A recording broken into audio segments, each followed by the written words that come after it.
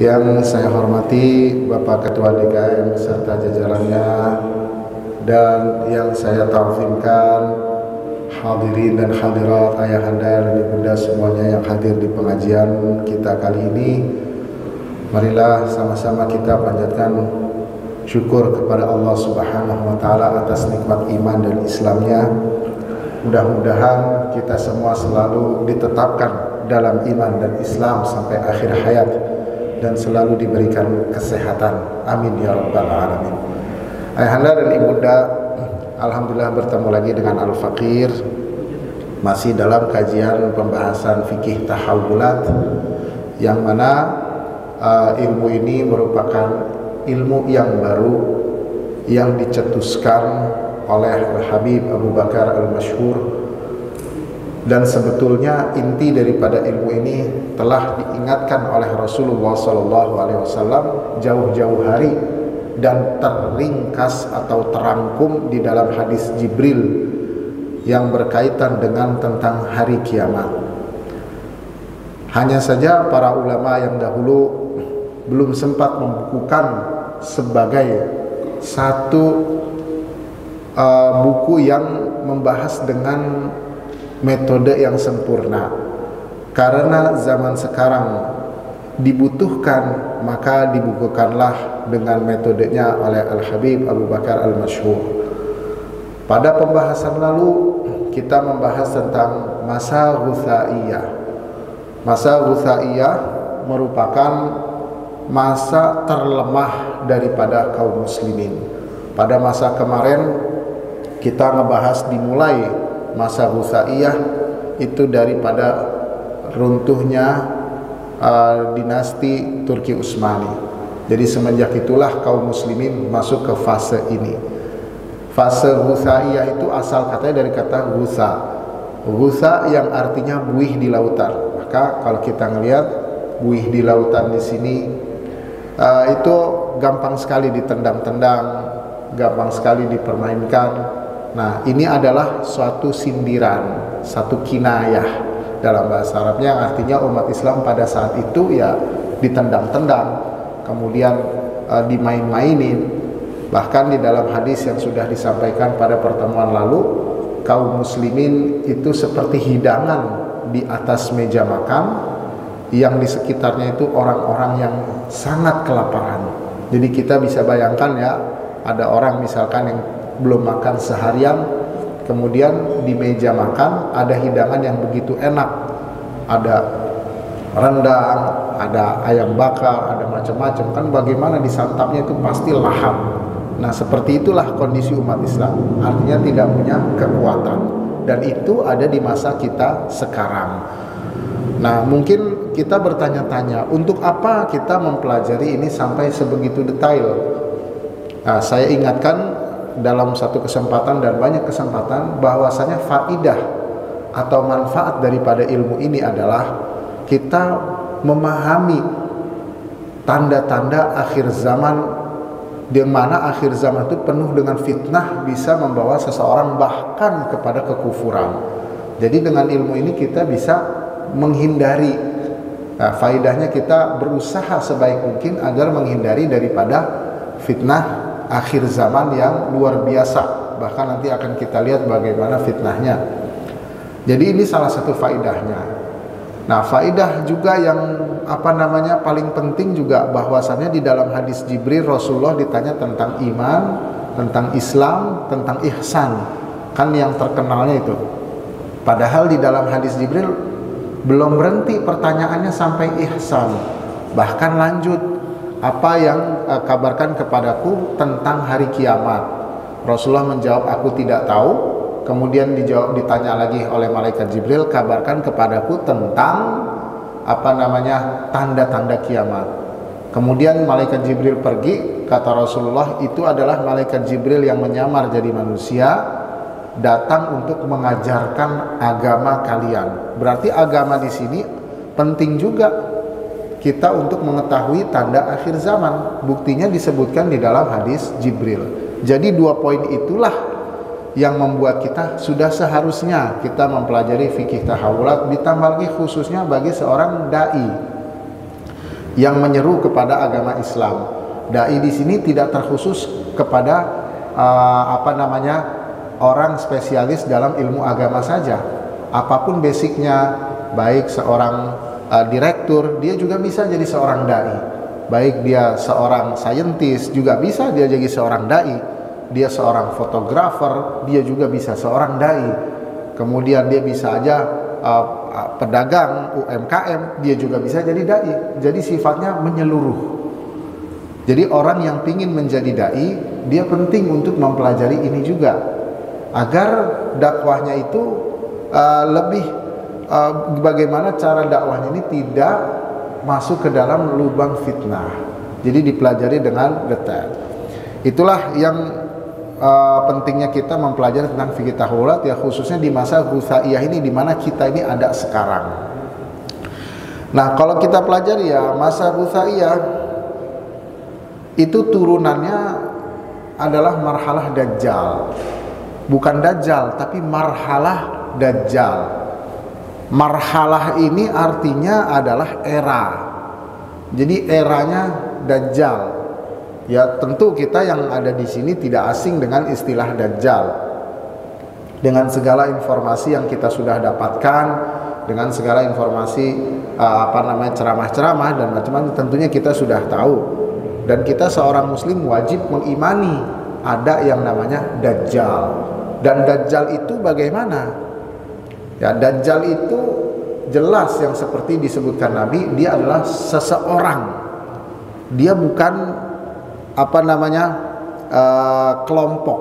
Dia seseorang. Tapi nanti kita pelajari ada pasukannya. Jadi Dajjal itu nggak sendirian. Jadi punya pasukannya. Jadi sebelum keluar itu nanti ada namanya marhalah Dajjal. Nah, ini bisa kita sebutkan kita ada di sini. Nanti timbul lagi pertanyaan, apa yang disebut dengan Dajjal? Dajjal itu apa sih? Sering kita sebutkan, bahkan sering kita gelarkan seseorang itu. Kalau lagi ini sekarang ada banyak bulian itu dengan kata Dajjal, seorang yang buruk dijuluki Dajjal. Nah, Dajjal itu apa sebetulnya dalam bahasa Arab dan yang disebutkan dalam Nabi?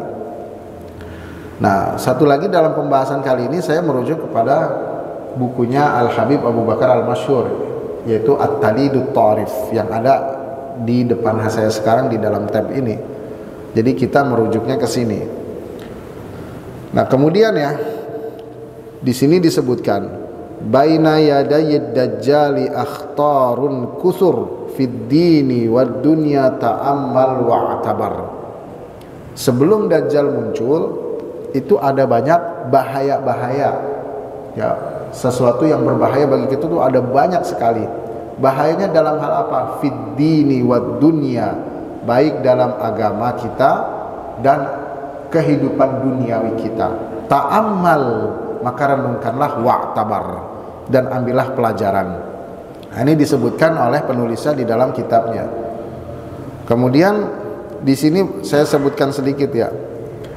Isyaratun ila dzatil marahil allati sabaqa dzikruha wa anna bainaha wa baina marhalati zuhurid dajjali alaqatun watidatun wa khasatan ma tusamma bi fitnatid duhaima. Jadi di dalam bukunya ini disebutkan, saya mengisyaratkan bahwasannya marhalah Dajjal ini, era Dajjal ini itu ada setelah marhalah yang tadi saya sebutkan, yaitu Ghusaiyah. Jadi marhalah Ghusaiyah itu sebenarnya udah lewat, tapi ini sebenarnya turunan dari masa Ghusaiyah. Dan bahwasannya antara Dajjal itu sendiri dengan eranya itu alaqahnya, hubungannya sangat kuat. Jadi nggak akan keluar Dajjal sebelum ada masanya dulu di pertama. Sebab kan di dalam hadis dijelaskan Dajjal itu hidup hanya 27 hari, 40 atau 30 hari. Seharinya seperti setahun, sehari kemudian seperti sebulan, sehari kemudian seperti seminggu, dan hari berikutnya sama. Jadi kalau muncul secara orangnya ya segitu aja, 30-40 hari. Tapi di sini pasukannya yang lama. Maka di sini disebutkan di dalam kitabnya bahwasannya ada hubungan antara Dajjal dengan eranya. Jadi dia tuh nggak kucuk-kucuk keluar, tapi ada muqaddimah, ada prolog dulu, ada tanda-tanda dulu. Nah inilah yang akan dibahas. Wa khasatan ma tusamma bi fitnatid duhaima, dan khususnya sebelum Dajjal keluar itu namanya ada fitnatud duhaima. Fitnah duhaima, fitnah duhaima itu dari kata dahma, gelap. Jadi fitnah yang sangat gelap. Nah salah satu bentuk fitnah duhaima ini adalah banyak orang fasik yang berbicara tentang sosial. Orang yang dirinya hancur, dirinya rapuh, tapi berbicara tentang sosial. Jelas kita udah ngalamin ini. Jadi bagaimana orang fasik, kelakuannya hancur, kemudian nggak jelas agamanya, nggak jelas ilmunya, tapi dia jadi tokoh, kemudian dengan bermodalkan logika dia, kemudian diikuti banyak orang. Nah ini namanya fitnatud duhaima, atau di dalam hadis disebutkan ar-ruwaibidah. Ruwaibidah itu kalau didefinisikan di dalam hadis itu ar-rajulut tafih yatakallamu fi umuril ammah.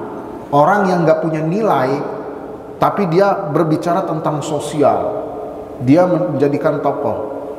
Jadi dia orangnya fasik, ya, dia nggak punya pengetahuan tentang agama, tentang ilmu-ilmu yang lainnya, tapi dia mendapatkan kedudukan di antara manusia.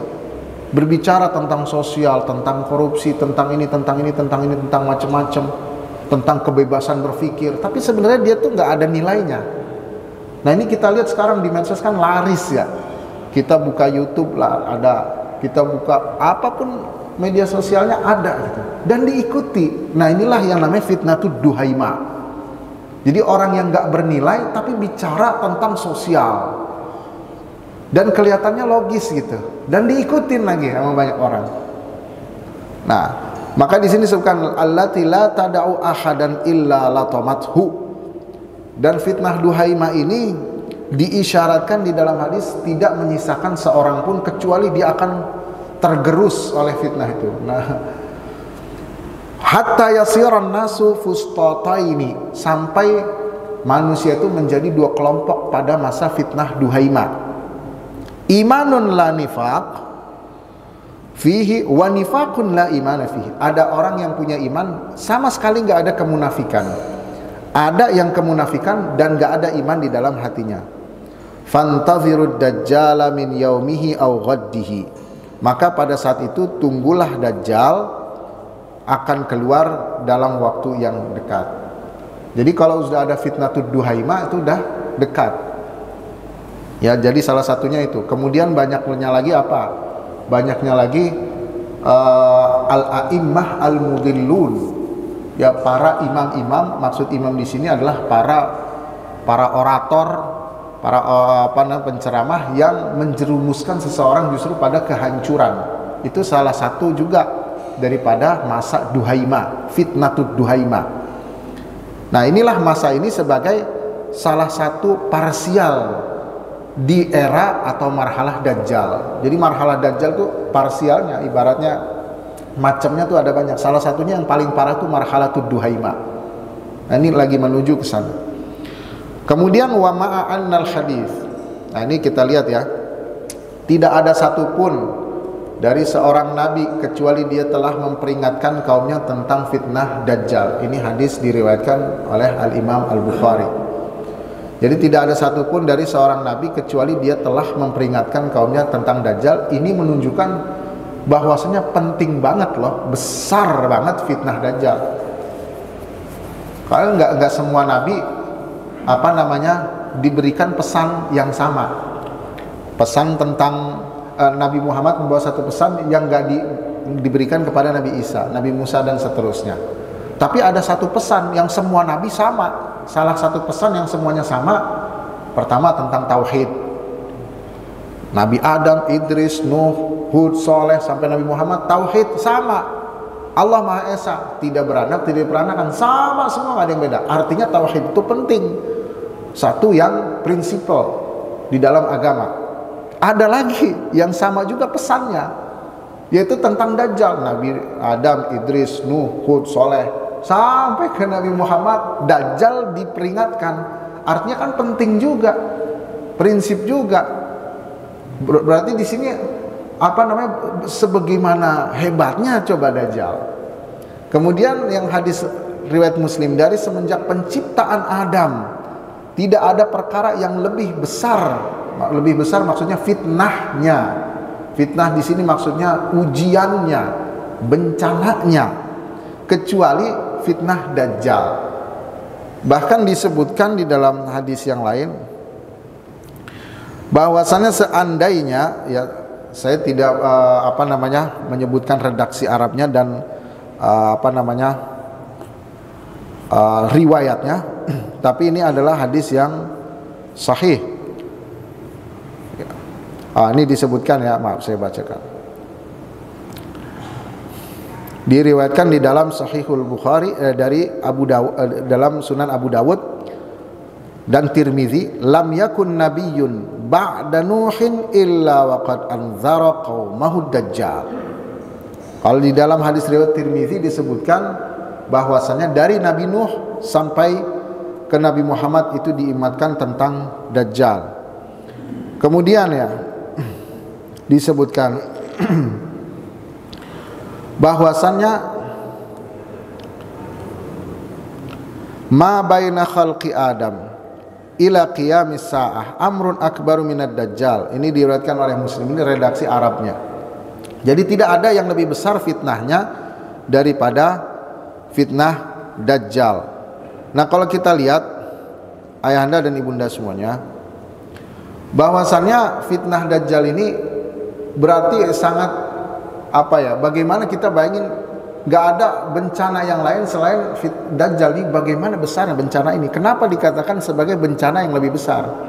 Nanti kita akan tahu setelah makna Dajjal ini kita bahas. Nah, kalau kita renungkan dua hadis ini, jadi tidak ada satupun dari Nabi kecuali memperingatkan kaumnya tentang Dajjal. Di dalam redaksi lain yang diriwayatkan oleh Al-Imam Tirmizi, dari Nabi Nuh sampai Nabi Muhammad itu memperingatkan tentang Dajjal. Kemudian berarti Dajjal sudah ada dari zaman sebelum Nabi Muhammad. Kemudian disebutkan lagi dalam hadis bahwasannya fitnah yang terbesar adalah Dajjal. Maka kalau kita renungkan, ini menunjukkan bahwasannya Dajjal itu tidak sendirian, terutama dari redaksi hadis kedua. Tidak sendirian maksudnya dia punya pasukan. Karena disebutkan tidak ada perkara yang lebih besar fitnahnya, nggak mungkin dia berjalan sendiri gitu. Ini perkara yang besar tapi dia sendiri yang buat. Tidak, dia juga punya pasukan, dia juga punya sayap kanan dan kiri. Nah, kemudian disebutkan ya dari Hudzaifah radhiyallahu taala anhu bahwasanya awalul fitnan qatlu Utsman wa akhiruha khurujud Dajjal. Bagi kaum muslimin yang ada di zaman Nabi Muhammad sallallahu alaihi wasallam, itu awal terjadinya fitnah adalah terbunuhnya Sayyidina Utsman bin Affan. Kemudian akhir daripada fitnah bagi kaum muslimin itu adalah Dajjal. Jadi bagi kaum muslimin, kita umatnya Nabi Muhammad, fitnah yang pertama kali terjadi dalam sejarah umatnya Nabi Muhammad itu terbunuhnya Sayyidina Utsman. Dan akhir daripada fitnah adalah keluarnya Dajjal. Ini diriwayatkan dari Hudzaifah, sahabat Hudzaifah. Dan di dalam riwayatnya Ibnu Asakir disebutkan, ini yang paling mengerikan ya. Walladzi nafsi biyadihi ma min rajulin fi qalbihi mithqalu habbatin min qatli Utsman illa tabi'ad Dajjal wa in lam yudrikhu amana bihi fi qabrihi. Demi zat yang menggenggam jiwaku, tidak ada seseorang yang senang dengan pembunuhan Sayyidina Utsman kecuali dia akan mengikuti Dajjal kalau Dajjal keluar. Seandainya dia nggak keluar, seandainya dia senang dengan pembunuhan Sayyidina Utsman sementara dia nggak sempat ketemu Dajjal, kata Rasulullah, dia di dalam kuburnya akan beriman kepada Dajjal. Jadi kita bisa tersiratnya bisa kita ambil begini. Jadi fitnah Dajjal itu bukan cuma orang yang hidup, sampai orang yang ada di dalam kubur juga kena fitnahnya. Ini luar biasa. Makanya dikatakan fitnah terbesar. Makanya di dalam hadis diriwayatkan lain, dalam riwayat lain disebutkan ketika Dajjal muncul, yang ada di dalam kubur dihidupkan kembali, disuruh bersaksi. Jadi siapa Tuhannya? Dajjal. Jadi emang karena fitnahnya ini menyeluruh bagi orang hidup dan orang mati juga, sampai yang ada di dalam kubur, maka dikatakan gak ada fitnah yang lebih besar. Nah ini makanya nauzubillah kita jangan sampai ketemu. Nah ini makanya kalau nggak ada sudah keluar, nggak ada yang lain jalannya kecuali lari. Tapi kapannya? Wallahu a'lam bishawab. Saya tidak bisa menentukan. Dan tidak ada hak bagi saya untuk menentukan, karena Rasulullah SAW ketika ditanya tentang kapan-kapannya, Rasulullah menjawab, mal mas'ulu anha bi'a'lama minas sa'il. Tidaklah yang ditanya lebih tahu daripada yang bertanya. Maksudnya Rasulullah nggak tahu kalau kapannya, tapi tandanya. Nah sekarang ini kita pelajari tandanya aja. Nah kemudian ya, setelah itu kita lihat apa sih yang disebut dengan Dajjal. Dajjal itu kalau dalam bahasa Arab, ilmu sorof, Dajjal itu bentuk kata. Ilmu sorof itu kalau dalam padanan bahasa Indonesia bisa dikatakan morfologi ya. Jadi bentuk kata. Kalau Dajjal bentuk katanya itu dari bentuk kata yang menunjukkan hiperbol. Asal katanya dari ad-dajjal. Dajjal itu apa? Dajjal itu al-labs wal khida' wat tamwih. Jadi bukan sekedar bohong. Kalau kita ngelihat di buku-buku, Dajjal itu artinya pembohong besar. Jadi kita lihat ke akar katanya. Dajjal itu adalah bukan sekedar bohong, tapi bohong disertai ngecoh, disertai pemalsuan. Jadi di sini ngebungkus gitu. Jadi yang sebenarnya salah dibungkus rapih, ya, dengan rapih, dengan elok, sehingga orang terkecoh gitu. Jadi ibaratnya kotoran, tapi dibuat sedemikian rupa sehingga bagus gitu. Nah, Dajjal. Jadi orang yang ngelihat tertipu. Ini sebenarnya jelek apa bagus? Atau bahkan ada yang menyangka ini bagus padahal jelek. Nah, itu Dajjal. Itu asal katanya dari Dajjal. Labs, orang tuh mengecoh, dikecoh. Jadi sebenarnya jelek jadi dibilang bagus. Nah, makanya dibilang Dajjal ini sebagai pembohong besar. Karena apa? Karena orang itu nggak sadar nanti yang tadinya jelek jadi bagus. Bahkan orang beriktikad sekarang jadi bagus. Nah, kalau zaman sekarang kan udah kelihatan ini. Gimana yang jelek itu dibungkus sedemikian rupa. Bukan hanya bungkusan itu bisa dengan logika, bisa dengan dengan membuat iklan-iklan yang bagus dengan yang lain. Jadi dia bermain logik, sehingga orang yang tidak punya logik yang bagus, dia terkecoh, dia ngikutin. Ya, ada LGBT, wah dia tampil sebagai orang yang begitu logik, masuk akal, padahal ini logikanya juga cacat. Cuman karena kebanyakan orang tidak menemukan titik pengecohan dia, jadi yang tidak punya pengetahuan dalam, dia terkecoh, terbawa. Oh iya benar juga ya, benar juga. Nah, Dajjal ini terjadi di zaman kita. Tapi Dajjalnya bukan Dajjal yang terakhir, pasukannya. Nah, ini zaman sekarang banyak banget ini. Dukun dibilang kiai. Padahal dukun, julukinnya kiai. Dibungkus sedemikian rupa. Dibuat triknya, dibuat apanya. Jadi kelihatan, oh ini syar'i banget nih. Padahal dukun. Nah, ini termasuk salah satu Dajjal. Ini yang disebut dengan fitnatud duhaima di masa Dajjal. Jadi Dajjal ini disebutkan dengan Dajjal karena dia mampu mengecohnya ya, bapak-bapak dan ibu-ibu. Kemudian ya kita lihat. Marhalah Dajjal ini tujuannya ya dari hadis-hadis yang dikumpulkan, bagaimana Dajjal itu bekerja. maka kita bisa mengambil kesimpulan Dajjal ini punya pasukan. Nah, pasukannya ini ngapain? Ngerusak apa? Ini belum Dajjal, ini pasukannya. Pertama ngerusak keilmuan dulu, intelektual. Jadi keilmuan manusia dirusak dulu. Yang kedua, keyakinannya dirusak. Nah, ini kalau kita lihat penyimpangan intelektual atau keilmuan ini sangat terjadi ya di zaman sekarang. Saya di sini mau sedikit intermezzo, Bapak-bapak. Ini ada buku yang saya bawa dan saya baca. Ini namanya buku Dunia Sopi gitu. Ini bisa dibeli ya. Nah, di dalam buku ini punya Jostein Gaarder dan ada pengantarnya dari Dr. Bambang Sugiharto. Ini saya bilang sangat menarik. Kenapa? Saya intermezzo gini untuk saya masuk ke dalam pembahasan selanjutnya. Jadi di dalam buku ini itu dibahas beberapa pemikir-pemikir barat yang hebat-hebat, yang menciptakan peradaban hebat seperti sekarang. Muncullah teknologi banyak.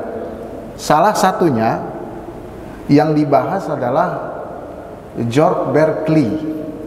Nah, ini mungkin nggak terlalu terkenal, karena yang terkenal itu adalah Immanuel Kant, itu paling terkenal. Nah, ini George Berkeley ngapain? Jadi pada abad pertengahan ini saya baca, itu terjadi di zaman setelah umat Islam mulai runtuh, setelah Turki Utsmani juga di akhir-akhir, itu Barat kan mulai maju tuh perkembangannya, karena kaum muslimin mulai meninggalkan keilmuan, terutama dalam bidang sains, sedangkan Barat pelajari. Tapi dalam perkembangannya, ya sesuai dalam buku ini, itu pada waktu itu perkembangan ilmu pengetahuan nabrak sama keyakinan mereka yang ada di Barat sana, sehingga melahirkan pemikiran-pemikiran yang mengingkari adanya hal-hal gaib. Mengingkari hal gaib merupakan akar daripada munculnya ateisme. Nah, kalau sudah akarnya ini udah yang gaib itu nggak ada, udah berujungnya bisa ke sana. Makanya kita selaku kaum muslimin wajib mengimani hal gaib. Kita bagi kaum muslimin wajib mengimani adanya jin. Kita kaum muslimin mengimani wajib adanya malaikat. Ya, sesuai dengan rukun iman. Tanpa itu maka berujung kepada pengingkaran adanya Allah Subhanahu wa taala. Bahaya. Walaupun nanti ada yang mengingkari misalnya jin gak ada, itu selalu dikaitkannya sama ini penjelasan ilmiahnya begini, penjelasan dari segi ininya ini. Padahal Rasulullah berbicara ada. Ketika Rasulullah pulang dari Taif ditimpuki sama orang-orang, Rasulullah sholat, kemudian ada jin lewat dan mendengarkan Al-Quran. Kalau kita bilang jin itu nggak ada, berarti yang dialami oleh Rasulullah itu halu. Berarti kita menuduh Rasulullah halu. Wah, bahaya, luar biasa. Kalau kita menuduh Rasulullah halu, berarti semua ajarannya dari Iqra sampai ayat terakhir Quran halu. Masya Allah, ini nggak boleh. Nah, sekarang ini saya singgung lagi, ada beberapa orang yang mengkritisi perdukunan. Nah, itu bagus. Tetapi jangan sampai dengan dalih itu dia mengingkari hal-hal yang gaib, bahaya. Ada titik bahayanya. Nanti dia katakan jin nggak ada, itu hanya otak kita sedang capek dia gini, kemudian timbullah bayangan. Enggak, jin ada hakikatnya jelas di dalam Al-Quran. Wa ma khalaqtul jinna wal insa illa liya'budun. Tidaklah kuciptakan jin dan manusia, kemudian minal jinnati wan nas, dari golongan jin dan manusia. Jadi ada. Nah, ini dalam filsafat mereka. Pada abad pertengahan mereka mengingkari hal yang gaib, dan mereka menuduh bahwasannya agama itu sebagai penghambat mereka untuk meneliti. Ini mereka Pak ya, bukan kita kaum muslimin. Ini mereka kaum muslimin gak ada ceritanya agama menghambat penelitian ilmiah. Kaum muslimin udah berhasil membentuk, udah banyak kaum muslimin mengeluarkan peradaban tanpa membenturkan agama dengan ilmu pengetahuan. Tidak ada sejarahnya dalam sejarah kaum muslimin. Ini apa yang disebutkan? Jadi Berkeley ini adalah seorang uskup Pak ya, uskup dari Irlandia. Dia di sini dikatakan dia merasa bahwasannya filsafat dan ilmu pengetahuan mutakhir merupakan ancaman. Nah, ini udah jelas nih. Merupakan ancaman bagi cara hidup Kristen. Jadi di sini Berkeley melihat nih, ini muncul pemikiran-pemikiran ilmu pengetahuan itu ancaman bagi gereja. Cerdasnya Berkeley yang ada di sini, dia membantah itu semua juga dengan ilmu. Kata Berkeley, "Hei kalian yang membawa ilmu pengetahuan, ilmu kalian tuh masih cetek karena hanya berdasarkan materi." Dia mengingkari materi agar apa? Agar dia mengisbatkan, mengokohkan bahwasanya Tuhan itu ada. Jadi di sini terjadi perperangan Pak di antara mereka. Dan ini nggak pernah terjadi peperangan model gini di antara kaum muslimin. Seluruh ilmuwan kaum muslimin nggak ada yang tidak mengakui Allah Maha Esa. Jadi mulai ada pergeseran itu adalah ketika di barat itu, dan terus panjang sampai ke zaman kita. Makanya di zaman kita itu kan ada permisahan antara mau agama, mau sains, ilmu, kanan kiri. Itu karena dari sini munculnya. Dan ini sengaja saya sebutkan bahwasanya apa yang saya sebutkan itu ada dasarnya. Nah, inilah penyimpangan intelektual yang saya sebutkan di sini. Ini termasuk marhalah Dajjal. Jadi ibaratnya kalau kamu mau jadi ilmuwan, tanggalkan agama. Kalau kamu mau beragama, itu berarti kamu bukan berilmu. Jadi disinilah rancu, ada distorsi. Makanya ini salah satu kecerdasan Berkeley ini, walaupun dia non muslim, dia cerdasnya di sini. Tapi itu lagi-lagi nggak diakuin. Datanglah yang kemudian Immanuel Kant membawa pemikiran bahwasanya akal itu nggak mampu mengetahui keberadaan Tuhan. Mengatakan seperti itu, yang kemudian jadilah ateisme. Muncullah Karl Marx, muncullah ini. Nah itu kita ada sekarang di sini. Jadi penyimpangan intelektual, dan ini diajarkan di sekolah-sekolah kan, tanpa disadari. Makanya anak-anak kita itu akan memisahkan ilmu, agama. Nah, itu hasil dari sini. Ini marhalah Dajjal. Kalau dulu kaum muslimin sebelum anak itu belajar ilmu sains, dia Al-Quran dulu.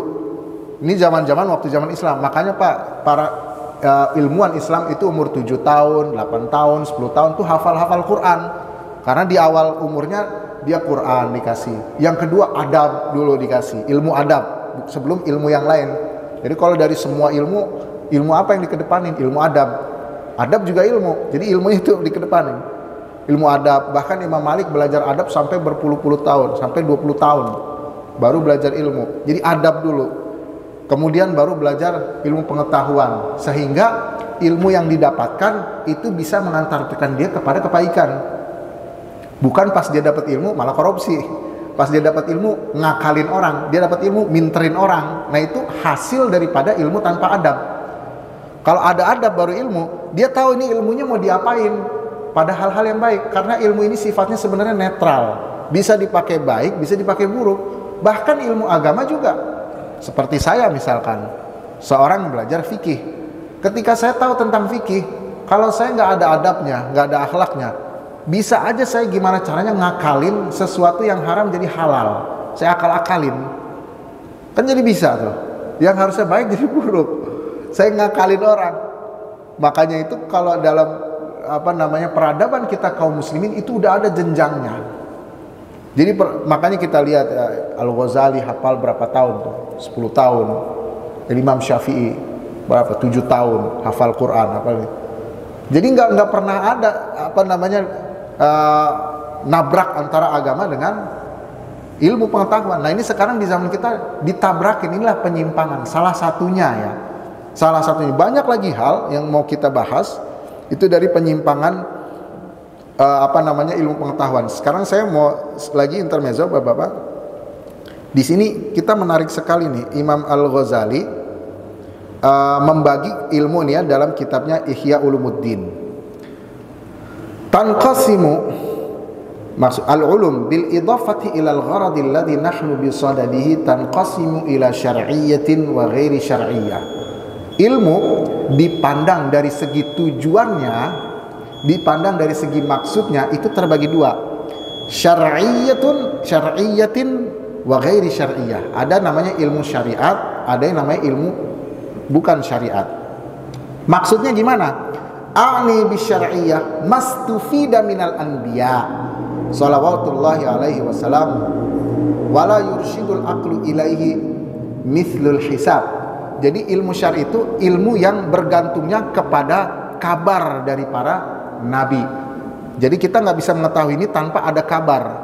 Misalkan kita nggak bisa tahu kalau kentut itu membatalkan wudu tanpa ada hadis. Kita tahunya dari situ. Nah, ini namanya ilmu syar'i. Kemudian wala yusidul aqlu ilaihi mithlul hisab wala tajribah mithlut tib wala sama mithlul lughah. Ilmunya ini, ilmu yang syar'i itu bergantung kepada pertama kabar dari nabi. Dia tidak sendirian berdiri seperti ilmu kedokteran, tidak seperti ilmu bahasa yang dia tidak bergantung kepada kabar daripada nabi. Fal ulum allati laysat bisyar'iyyah tanqasimu ila ma huwa mahmud wa ila ma huwa mazmum. Dan ilmu yang bukan syar'i, kata Imam Ghazali, itu terbagi menjadi dua. Ada yang terpuji, ada yang tercela. Ada yang mubah. Fal mahmud ma yartabitu bihi masalihu umuri dunya. Adapun yang terpuji yaitu ilmu yang bisa menunjang kehidupan duniawi. Seperti apa? Kedokteran. Di sini disebutkan ilmu matematika dan seterusnya. Dan ilmu ini yang berkaitan dengan dunia kita itu terbagi lagi. Ada yang fardu kifayah, ada yang mubah, dan ada seterusnya. Kemudian apa lagi? Kemudian ada lagi ilmu yang tidak berkait, yang tercela di dalam ilmu dunia seperti ilmu sihir. Nah, itu tercela. Artinya apa? Yang mau saya sampaikan Bapak-bapak, ini Imam Ghazali menyebutkan ini itu di zaman peradaban Islam masih maju. Jadi kaum muslimin tidak pernah membagi bahwasanya ilmu syar'i itu bukan ilmu. Ilmu agama itu bukan ilmu. Jadi Imam Ghazali jelas membagi. Ilmu itu ada ilmu agama, ada ilmu non agama. Jadi orang yang dia mahir dalam agama, dalam ilmu akidah, kalau dia sampai derajat orang yang expert, dia dikatakan ilmuwan juga, dia dikatakan alim. Nah, kan sekarang istilahnya beda, ada pemisahan ilmuwan dan agamawan. Nah, itu istilah siapa? Makanya di Al-Quran nggak pernah membedakan antara ilmuwan mana dan mana. Nah, ini penyimpangan intelektual ini yang berbahaya, bisa berujung kepada kayaknya kita ngeliat tuh kecil gitu. Kecilnya kayaknya penyimpangan intelektual ini gimana? Keilmuan, istilahnya berubah. Tapi ini berujung bisa kepada ateisme, bisa kepada liberalisme, bisa kepada sekularisme. Makanya kita kaum muslimin harusnya mempelajari literatur kaum muslimin. Kemudian penyimpangan akidah, keyakinan. Nah, ini juga bahaya. Ini bagaimana caranya? Ya, mereka membuat saya pernah menghadapi murid saya yang dia menyatakan bahwasannya saya beriman kepada sains. Saya tidak menentang hal itu, karena memang sains berdasarkan hasil uji coba, hasil penelitian yang sifatnya indrawi.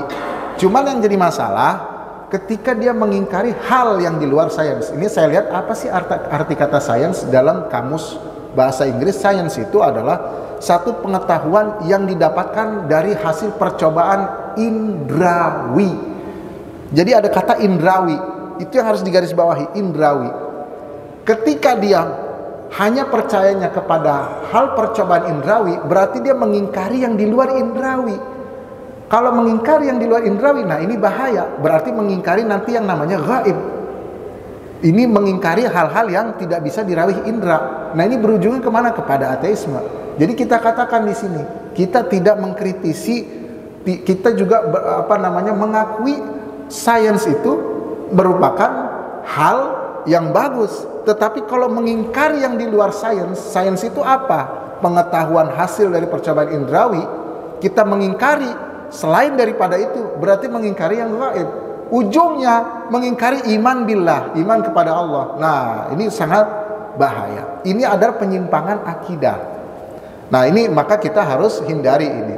Kemudian ya Bapak-bapak, ini dari tujuan marhalah Dajjal, pasukannya Dajjal itu dua. penyimpangan keilmuan, membuat simpangan, kemudian penyimpangan dalam akidah. Maka di sini sebelum munculnya Dajjal, ya, ada Dajjal yaitu kebohongan yang mereka bawa, ya, kemudian Dajajilah pasukannya, dan baru nanti terakhir adalah Dajjal. Nanti keluar baru nih. Makanya bagaimana orang tuh sekarang dikecoh dulu. Kemudian ya Bapak-bapak, apa yang dinamakan Dajjal? Dajjal itu menormalisasi segala bentuk penyimpangan. Jadi penyimpangan dua ini dibuat, oh ini wajar, ini benar, ini sesuai dengan realita. Padahal itu semua bungkusan. Kemudian Dajajilah ini adalah pasukannya, para tokohnya yang membawanya, yang menyuarakan. Dan Dajjal ini adalah yang terakhir, dia rajanya lah ibaratnya. Ya, jadi inilah Bapak-bapak yang berkaitan dengan marhalah Dajjal. Karena kita sudah semakin siang, jadi saya cukupkan sampai sini. Kesimpulannya adalah bahwasannya sebelum keluarnya dalam marhalah Ghusaiyah itu ada namanya marhalah ad-Dajjal, era Dajjal atau era kedajjalan. Salah satu daripada era Dajjal adalah pertama fitnatud duhaima. Jadi orang-orang yang tidak punya nilai tapi berbicara tentang moral, tentang sosial, padahal dia orang yang tidak punya nilai. Kemudian yang kedua adalah di dalam masa Dajjal ini, itu yang dibuat bagi kaum muslimin ditanamkan adalah penyimpangan dalam ilmu pengetahuan, dalam intelektualitas, dan penyimpangan di dalam akidah.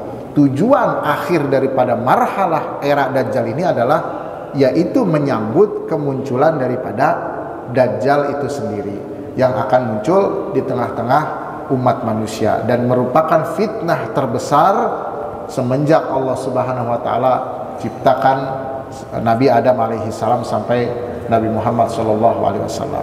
Itulah yang bisa saya sampaikan. Mudah-mudahan kita semua bisa dilindungi daripada fitnah Dajjal dan kita semua diselamatkan dari segala mara bahaya. Wa minallahi taufiq. Baik. Ya.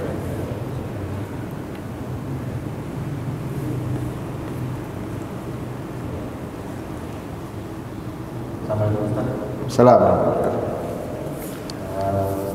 Yang saya pernah dengar itu ada hadis tentang sahabat Nabi yang pernah terdampar di kapal, ya, di laut berhari-hari dan terdampar di pulau itu.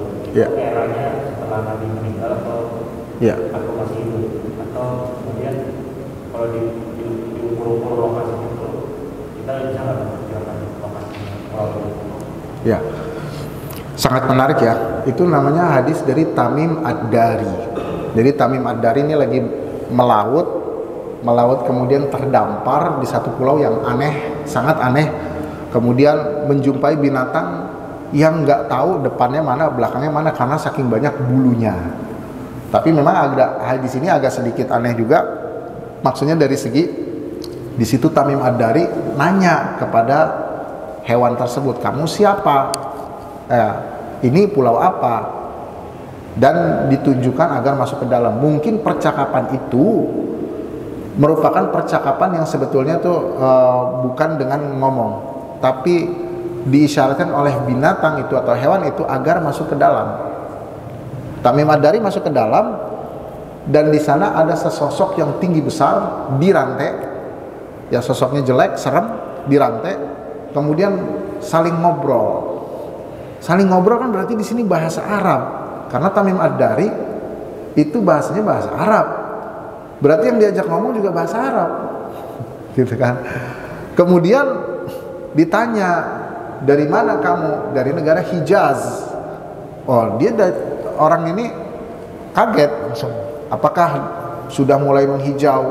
Apakah sudah ada yang berhijrah dari Mekah ke Madinah? Sudah ada disebutkan. Kemudian katanya, maka aku sebentar lagi keluar. Jadi pada zaman itu, zaman sahabat Nabi Muhammad masih hidup, itu sudah ada Dajjal dan masih dirantai dan sebentar lagi keluar. Dia tidak menyebutkan Madinah, menyebutkan Thayyibah. Thayyibah ini apa? Tamim Ad-Dari pulang berlayar lagi, berlayar dan sampailah ke Madinah dan menceritakan kepada Rasulullah. Kata Rasulullah, yang namanya Thayyibah itu Madinah. Jadi Rasulullah sudah hijrah dari Mekah ke Madinah itu sudah dekat eranya. Dan pada saat itu sudah rantainya sudah mau dilepas. Nah, dalam artian itu era Dajjal bukan era Dajjal. Kenapa? Itu masih era zaman Nabi Muhammad SAW. Karena Dajjal nggak mungkin keluar pas Nabi ada, nggak mungkin. Pertama, skenario Allah nggak begitu. Yang kedua, kalaupun keluar, ya pasti kalah sama Nabi.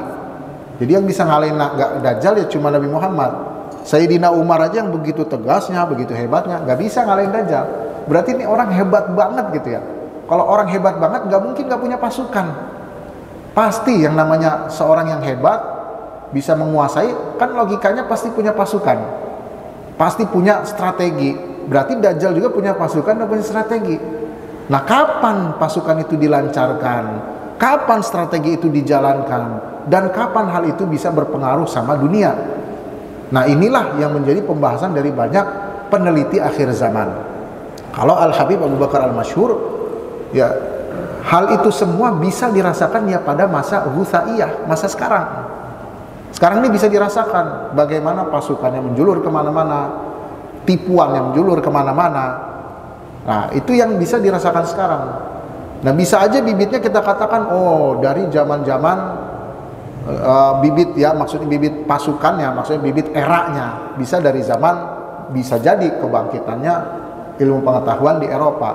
Bisa jadi pada zaman Turki Utsman, bisa jadi, wallahu alam. Kalau era bangkitnya dari mana? Di sini tidak disebutkan di dalam buku fikih tahawulat. Yang jelas di dalam buku fikih tahawulat, era pasukan Dajjal, era kedajalan, ya, saya bilangnya era kedajalan itu ada di marhalah Ghusaiyah, di marhalah sekarang ini. Seperti itu. Mudah-mudahan jelas. Baik, ada lagi Bapak-bapak? Ya. Saya mau tanya Ustaz, kalau di Dajjal itu dalilnya hanya dari hadis Nabi ya. Tapi itu fitnah yang sangat besar. Tapi kalau untuk Ya'juj dan Ma'juj, apakah itu berbeda Ustaz? Zamannya berbeda. Yang sudah? Ya'juj dan Ma'juj. Oh, Ya'juj. Kalau Ya'juj dan Ma'juj kan dalilnya ada di Al-Quran, di surat Al-Kahfi. Tapi kalau Dajjal kan nggak ada dalil di Al-Quran. Ya. Apa kekuatan dalil yang di Al-Quran itu lebih kuat? Betul.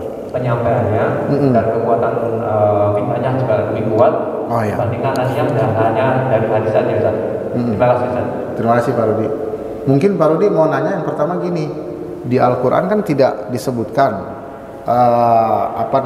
Dajjal, sedangkan di hadis disebutkan. Derajat Al-Quran kan lebih kuat dari hadis. Apakah di sini artinya kita mengedepankan Al-Quran yang mengatakan tidak ada Dajjal? Seperti itu kira-kira benar nggak Pak Rudi? Nah, kita sebutkan. Jadi antara Al-Quran dan hadis itu kedudukannya hadis sebagai penjelas daripada Al-Quran. Prinsip awalnya gitu. Kalau ada teks yang seakan-akan, saya katakan seakan-akan kontradiksi, maka dilihat. Kalau hadisnya ahad, artinya cuma diriwayatkan satu orang, berarti Al-Quran lebih kuat nih, hadisnya tidak dipakai. Kalau hadisnya mutawatir atau disepakati hadis itu sahih, maka hadis ini menjadi pengkhususan buat ayat Al-Quran. Nah, ini namanya di dalam ilmu usul fikih. Itu kalau teks antara Al-Quran dan hadis seakan-akan kontradiksi. Nah, dalam perkara Dajjal, Al-Quran tidak pernah menafikan Dajjal, bahkan mengisyaratkan akan adanya fitnah akhir zaman yang luar biasa di dalam surat Al-Kahfi. Hadis datang menjelaskan dan mendetailkan apa yang terjadi di akhir zaman fitnahnya, khususnya dalam surat Al-Kahfi itu. Ya, fitnahnya adalah Dajjal. Bagaimana Al-Kahfi itu, surat Al-Kahfi bisa mengisyaratkan adanya Dajjal, terutama di dalam kisah Ashabul Kahfi, di mana Ashabul Kahfi ini dia beriman itu seperti memegang batu bara. Jadi dia harus pergi dulu ke goa. Nah, ini isyarat bahwasannya di akhir zaman itu orang beriman tuh kayak begitu, sulit, sempit. Itu isyarat. Nah, bagaimana orang beriman itu bisa sempit dan sulit? Karena salah satunya ada fitnatud dajjal yang dijelaskan di dalam hadis. Jadi statusnya hadis di sini adalah sebagai penjelas. Jadi kita nggak bisa mengatakan dajjal itu nggak ada, karena Al-Quran tidak menyebutkan. Tidak menyebutkannya Al-Quran terhadap dajjal bukan berarti Al-Quran menafikan. Karena ada kemungkinan lain Al-Quran menjelaskan secara global dan hadis mendetailkannya. Dan inilah yang terjadi. Jadi Al-Quran tidak pernah menafikan adanya dajjal, tapi mengisyaratkan. Nah, kemudian tadi kedua apa ya? Saya lupa. Oh, Ya'juj Ma'juj. Ya, kalau Ya'juj Ma'juj benar Al-Quran mengisyaratkan. Oh, sebentar sebelum ke Ya'juj Ma'juj. Mungkin di sini ada pertanyaan lagi. Lantas kenapa Al-Quran tidak menyebutkan secara detail? Kan itu fitnah terbesar di akhir zaman. Nah, itu pernah dibahas oleh Dr. Imran Hussein ya. Tapi saya lupa ini penjelasannya. Nanti saya akan coba lihat lagi. Jadi di situ dijelaskan kenapa Al-Quran itu tidak mendetailkan tipuan dajjal, sementara itu adalah terbesar. Nah, memang ini jadi pertanyaan dan sudah sepatutnya ditanyakan. Nanti saya coba akan rujuk lagi ke penjelasan Dr. Imran Hussein. Kalau Ya'juj Ma'juj ya disebutkan, ya. Dan pasti terjadi. Kapannya tidak tahu. Kemudian masanya sebelum atau setelah dajjal. Kalau dari hadis ya yang diriset oleh para ulama, dia terjadi setelah masanya dajjal. Jadi dajjal pertama Imam Mahdi dulu, kemudian setelah Imam Mahdi nanti dajjalnya yang orangnya baru keluar, dan Imam Mahdi nggak mampu, maka turunlah Nabi Isa alaihi salam. Kemudian setelah Nabi Isa alaihi salam turun, terjadilah dunia ini penuh dengan keadilan selama 40 tahun. Kemudian muncullah baru Ya'juj dan Ma'juj. Sampai Nabi Isa aja ngos-ngosan gitu ngadepin mereka. Dan mereka itu wafatnya itu bukan dengan Nabi Isa, tapi dengan dihujani sampai mereka wafat. Nah, kemudian barulah setelah itu nanti tidak ada lagi suasana berubah, dan di dunia ini tidak ada lagi yang beriman sampai nanti akhirnya wafat. Kalau dibayangin kayaknya masih lama ya. Ya mudah-mudahan aja. Mudah-mudahan aja generasi ketiga setelah 10 lah setelah kita. Mudah-mudahan gitu. Amin ya rabbal alamin. Yang jelas mudah-mudahan kita dijaga Pak keluarga kita daripada fitnah akhir zaman. Kan yang disebutkan dalam hadis, yang merasakan kiamat itu kafir ibnul kafir. Orang kafir, anaknya kafir. Artinya udah benar-benar gak ada. Jadi udah muslim udah nggak ada. Di dalam hadis begitu. Jadi insya Allah selama kita masih iman dan Islam, kita tidak akan merasakan Pak dahsyatnya kiamat. Seperti itu Bapak. Ya. Terima kasih.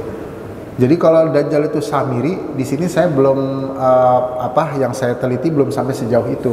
Wallahu alam ya, si Dajjal ini Samiri atau bukan. Memang banyak versi sampai kalau di Mesir itu ada malah yang berteori Horus, dewa Horus itu sebenarnya Dajjal. Ada tuh yang seperti itu.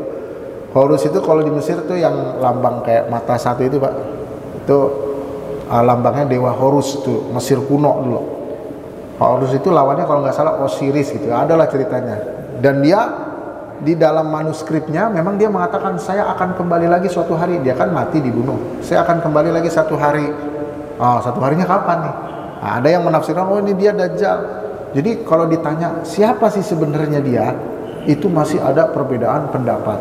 Kalau perbedaan pendapat yang benarnya mana? Wallahu a'lam bishawab. Saya juga nggak tahu gitu, dan saya belum meneliti sampai sedalam itu. Benarkah Samiri? Benarkah Fulan? Bahkan ada yang lebih ekstrim lagi ininya, klaimnya bahwasanya Sai Baba yang di India tuh yang baru wafat itu ada yang mengatakan juga Dajjal. Tapi yang jelas kita begini saja. Jadi yang benar yang mana? Kalau udah keluar Bapak-bapak, kalau sosoknya udah keluar beneran, itu orang beriman semuanya sepakat tahu dia adalah Dajjal. Kalau udah keluar beneran, kalau sekarang kita masih nerka-nerka berarti belum keluar. Nah, kemudian bagaimana kok Dajjal bisa hebat banget ya? Pertama memang benar itu dikasih kekuatan sama Allah. Kok Allah ngasih ya? Kenapa Allah ngasih? Pertama prinsipnya kita sebagai orang Islam mengimani yang baik dan buruk semuanya dari Allah. Bahkan Allah turunkan ilmu sihir dalam surat Al-Baqarah ngapain? untuk memberikan ujian. Gimana tuh, ada wattaba'u ma tatlu syayatinu ala mulki Sulaiman wa ma kafara Sulaiman walakinna syayatina kafaru yu'allimuna an-nasa sihr wa ma yu'allimani min ahadin hatta yaqula innama nahnu fitnatun. Jadi Allah turunkan sihir ke negeri ke malaikat Harut dan Marut itu sebagai cobaan. Jadi Allah ngasih fitnah ke Dajjal itu, ngasih kemampuan yang luar biasa buat apa? Buat ujian. Ujian di dunia yang paling terbesar yaitu si Dajjal itu, paling terbesarnya. Nah, kemudian dia pakai apa? Ya pakai banyak pasukan, dibantu oleh iblis, ya jelas dibantu iblis, dibantu jin, semua bersatu padu. Bahkan ada yang menafsirkan para ulama yang dibangkitkan dari kubur dan kemudian dia bersaksi Dajjal adalah Tuhan, itu sebenarnya bukan ruhnya, bukan orangnya, tapi itu melalui dari perantara iblis yang membantu dia. Jadi seperti itu. Jadi emang kehebatannya luar biasa. Kalau dibilang dalam hadis Nabi, Sayyidina Umar Pak, yang hebat, yang imannya kuat, sampai Rasulullah bilang kalau Sayyidina Umar lewat, setan lari. Itu sama Dajjal nggak mampu. Makanya hebat banget gitu. Kita lihat aja pasukannya sekarang udah luar biasa Pak. Nggak bisa kita melawan hegemoni sekularis, liberalis. Nggak bisa kan kita membendungnya. Kayak tadi itu perang pemikiran juga sama Pak. Itu juga salah satu iniannya Dajjal juga, era kedajjalan. Makanya ada para orientalis yang cerdas nih Pak, orientalisnya. Itu saya bahas Pak. Saya jadi setiap malam Kamis saya membahas kitab fikih sirah nabawiyah, itu ada di online Pak, di Masjid Raudhatul Jannah. Nah itu bahas fikih sirah nabawiyah itu Pak, punya Syekh Ramadan Al-Buti. Itu dia membantah juga para orientalis, kaum yang ngacak-ngacak Islam tapi lewat intelektual. Nah ini Dajjal juga, pasukan Dajjal. Cerdasnya apa Pak coba? Cerdasnya itu dia melihatnya ajaran Islam kan begitu sempurna ayatnya dari A sampai Z. Gimana caranya dia dengan satu syubhat ngancurin semua. Jadi dia nggak perlu ngancurin A, B, C, D, itu capek. Tapi dia ngancurinnya satu aja nih, dikasih syubhat, semuanya hancur. Al-Fatihah hancur, semua ajaran Islam hancur semua. Gimana caranya? Caranya adalah dia berpikir, pertama berangkat daripada materialis. Berangkat dari yang tadi saya sampaikan, bahwasannya ilmu pengetahuan itu hanya yang berdasarkan panca indera. Yang di luar panca indera itu bukan ilmu pengetahuan. Kemudian mereka menggaungkannya, kami adalah kaum ilmuwan. Di luar itu bukan ilmuwan, itu pertama. Yang kedua adalah dia masuk dari pintu pertama kali Nabi Muhammad diberikan wahyu. Jadi kan Nabi Muhammad pas lagi di Gua Hira itu dapat wahyu, Iqra bismi rabbikal ladzi khalaq. Terus Rasulullah bergetar sampai pulang, gemeteran selimutan. Nah, mereka ngebantah dari sini celah bahwasannya itu adalah merupakan khayalan Rasulullah ketika Muhammad, kata mereka, lagi bersemedi di Gua Hira. Nah, orang yang bersemedi ketika mencapai derajat ketenangan tertentu, otaknya akan membentuk, disebutkan semua, sehingga timbullah khayalan dalam pikirannya, di depannya ada sosok. Dia mendengar bisikan, kata dia, mendengar bisikan, dan bisikan itulah sebenarnya dari jiwanya Muhammad sendiri ketika lagi bersemedi. Dan pada waktu itu bergetar, Nabi Muhammad langsung pulang. Jadi dia bilang, kalau kita mengatakan bahwasannya apa yang dialami Nabi Muhammad adalah bisikan jiwa, udah nih Pak, hancur semua ajaran Islam. Berarti Al-Fatihah bisikan jiwa, Al-Baqarah bisikan jiwa, ini bisikan jiwa, hancur semua Pak, semua. Jadi dari situ Pak, kemudian pemikiran ini Pak, detailnya banyak sih Pak, detailnya saya sebutkan global aja. Ini kalau diimani, ini diikuti oleh banyak pemikir kaum muslimin juga. Ngaku muslim tapi dia mengikuti juga gitu. Anehnya, makanya ini fitnah Dajjal juga nih. Nah, bagaimana Syekh Ramadan Al-Buti membantah? Syekh Ramadan Al-Buti rahimahullah membantah dengan sangat cerdas. Kalau emang benar Muhammad itu karena bisikan jiwa, karena khayalan, oke, sekarang kita buktikan. Di dalam riwayat yang telah diuji, A sampai Z-nya bersambung terus sampai sumber asalnya, dan udah diuji oleh ribuan penguji, bahwasanya periwayatnya itu benar. Mereka meriwayatkan apa? Para periwayatnya meriwayatkan ketika Nabi Muhammad di Gua Hira, pertama Nabi Muhammad melihat sesosok. Ketika Nabi Muhammad melihat sosok, berarti ini menjadi bantahan pertama kalau yang dialami Nabi Muhammad bukanlah dari dalam jiwa, bukan dari bisikan jiwa. Yang kedua, malaikat Jibril kan memeluk Nabi Muhammad, dalam satu hadis diriwayatkan sampai merasakan gimana dinginnya dan dikekep 3 kali. Rasulullah merasakan kekepannya 3 kali sampai dinginnya, suhu yang memeluknya itu menandakan bahwasanya ayat Iqra, ayat yang disampaikan bukan dari dalam jiwanya Nabi, tapi dari pihak lain, dari pihak luar. Nah, ini kan kata orang Talis, ini kan dari dalam jiwanya sendiri, was-wasnya sendiri. Enggak, seandainya dari was-wasnya sendiri, maka Rasulullah enggak bakalan dipeluk oleh malaikat Jibril sampai 3 kali, dan masing-masing pelukan berbeda. Yang satu agak ini, yang kedua makin kenceng, yang ketiga makin kenceng, sampai Rasulullah merasakan dinginnya pihak yang memeluknya. Berarti ini bukan bisikan jiwa, tapi datang dari luar. Yang datang dari luar ini siapa? Nah gitu kan, kita orang muslim mengimani itulah Jibril, Jibril dari Allah. Nah maka di sini kata Syekh Al-Albani ini nggak bisa. Ini bukanlah dari bisikan jiwa orang bermeditasi. Nah maka kita lihat Pak, di sini yang maksud saya sampaikan adalah bagaimana pemikiran ini disampaikan juga kepada kaum muslimin agar kaum muslimin mengingkari agamanya, dan inilah termasuk daripada fitnah Dajjal. Hebat banget ya Dajjal, hebat Pak pasukannya. Jadi nggak hanya ini kalau dikatakan Pak, fitnah Dajjal nggak hanya yang bersifat kesaktian gitu kayak menghidupkan orang mati ini juga, tapi dari pemikiran juga ada Dajjalnya di situ. Seperti itu Pak. Ya mudah-mudahan jelas Pak ya. Ada lagi? Baik. Apakah bisa dijelaskan hubungan antara Dajjal dengan setan? Karena dengan setan, jadi buat orang awam kan berpikir supaya selamat hindarikan dengan setan begitu kan. Tapi sekarang ada tambahan, hindarikan dari Dajjal gitu. Iya. Agar terselamat dari fitnah Dajjal. Maksud saya apakah bisa dijelaskan hubungan antara setan dengan Dajjal? Oh iya. Jadi kalau setan secara bahasa artinya pihak yang menjauhkan kita dari rahmat Allah. Ini umum Pak, bisa manusia, bisa dari golongan jin. Jadi semua yang menjauhkan kita dari rahmat Allah, dari ajaran Allah, itu setan. Makanya surat An-Nas itu minal jinnati wan nas. Jadi setan itu dari golongan jin dan manusia. Itu udah jelas.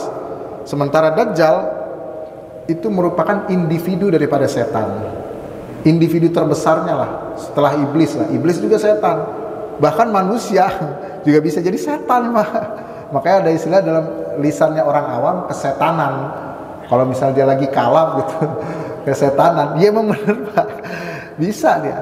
Jadi kalau kita bilang apa hubungannya, korelasinya, jadi Dajjal itu individu daripada setan. Setiap Dajjal setan, tapi tidak setiap setan itu Dajjal. Itu kalau kita mau dia person orang. Tapi kalau makna Dajjal sebagai pembohong kelas kakap, maka maknanya luas. Setiap pembohong kelas kakap itu adalah setan. Tapi dan setiap setan juga pembohong kelas kakap. Jadi dua tuh sama Pak hubungannya. Jadi seperti itu kalau saya. Oh ya, ada doa yang diriwayatkan dari Imam Bukhari sebelum kita salam, Assalamualaikum dalam salam. Itu doanya, Allahumma inni a'udzubika min azabil qabri. Ya Allah, aku memohon kepadamu perlindungan dari azab kubur. Mudah-mudahan kita dilindungi Pak ya dari azab kubur. Wa min azabin nar, daripada siksaan neraka. Wa min fitnatil mahya, daripada fitnah ketika hidup. Wa min fitnatil masihid dajjal, dan aku berlindung kepadamu daripada fitnah dajjal. Itu hendaknya kita baca terus Pak, tiap salat. Jadi mudah-mudahan kita dijaga gitu Pak ya.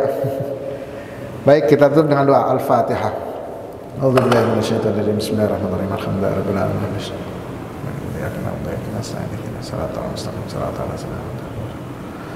Bismillahirrahmanirrahim. Alhamdulillahirabbil alamin. Hamdan syakirin, hamdan na'imin, hamdan yafina ma fi mazidah. Allahumma salli ala sayyidina Muhammad wa ala ali sayyidina Muhammad. Allahumma inna dzikrika wa syukrika wa husni ibadatik. Allahumma inna na'udzubika min jahdil bala wa darkil syaqa wa su'il qada wa syamatatil ala. Allahumma inna na'udzubika min adzabil qabr wa min adzabil nar wa fitnatil mahya wa min fitnatil masiihid dajjal. Rabbana atina fid dunya hasanah wa fil akhirati hasanah wa qina adzabannar. Subhana rabbika rabbil izzati amma yasifun wa salamun alal mursalin. Assalamualaikum warahmatullahi wabarakatuh.